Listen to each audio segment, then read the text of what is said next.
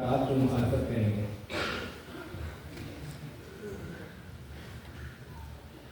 وقار، آج اس ایوان میں پیش کردہ قرارداد اس نقطۂ نظر پر مشتمل ہے. میرے لیے تو حیران کن ہے.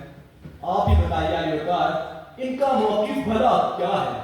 کیا میرے عزیز دوست یہی نہیں کہنا چاہ رہے کہ کوئی اچھا کرے یا برا، نیکی کرے یا بدی، کسی کو کچھ نہ کہا جائے؟ اور بھلا کیوں والی وقار؟ کیونکہ اس کے اعمال دراصل اس کے مخصوص ماحول اور حالات کا نتیجہ ہے، اور اسی لیے یہ کسی کڑی سزا کا، کسی سخت تعزیر کا، کسی طور حقدار نہیں.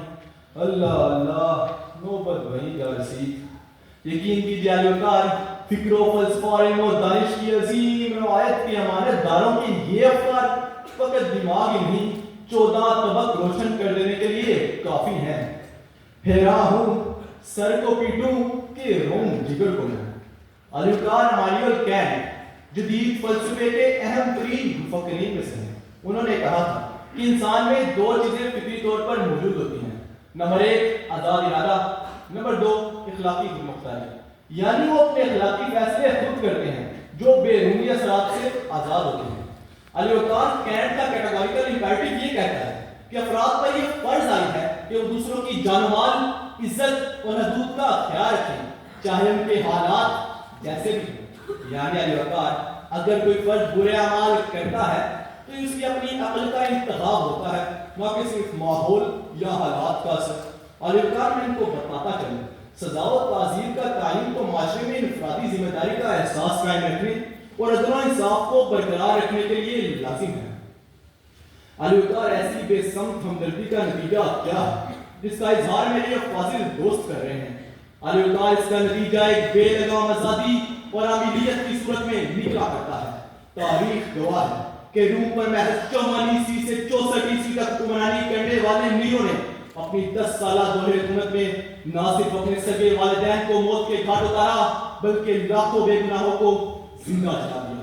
وقار، جس ہمدردانہ نقطۂ نظر کا پرچار میرے یہ احباب کر رہے ہیں، اس کا فائدہ تو کیلیگولا اور اڈولف ہٹلر جیسوں کو پہنچا کرتا ہے، جو شروع میں تو جبر و ستم کے ماروں کے لیے چارہ گلیوں میں سیاہی کا نقاب اوڑھ کر سامنے آتے ہیں، لیکن بعد ازاں بھیڑ کی کھال میں سے صفاق بھیڑیا نکلتا ہے.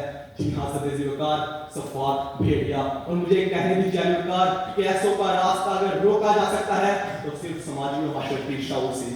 ایسے ظالموں سے اگر نپٹا جا سکتا ہے تو درست طرز فکر اپنانے سے اور راہ عظمت کا قدم بڑھانے سے. یقین کیجیے وقار، سن 12 عیسوی سے سن 41 تک اپنے تخت پر قائم رہنے والا کیلیگولا ہو یا 1933 سے لے کر 1945 تک اپنی قوت و اختیار میں مست رہنے والا ہٹلر، یہ جاتے تبھی ہیں جب معاشرے میں حق تلفی کو حق تلفی سمجھنے اور ظلم کو ظلم قرار دینے کی روش سامنے آتی ہے. اور اس کے لیے لازم ہے وقار کہ معاشرے میں 2 چیزیں پروان چڑھیں. نمبر 1 درست طرز فکر، نمبر 2 درست طرز عمل.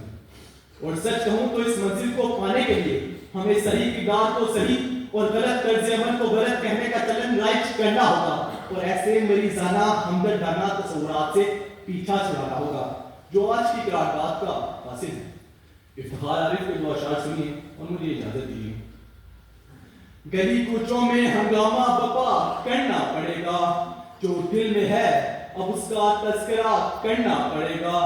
گواہ بیٹھے تیری خاطر پھر اپنے مہر و مہتاب، بتا بے زمانے اور کیا کرنا پڑے گا، بتا بے زمانے اور کیا کرنا پڑے گا.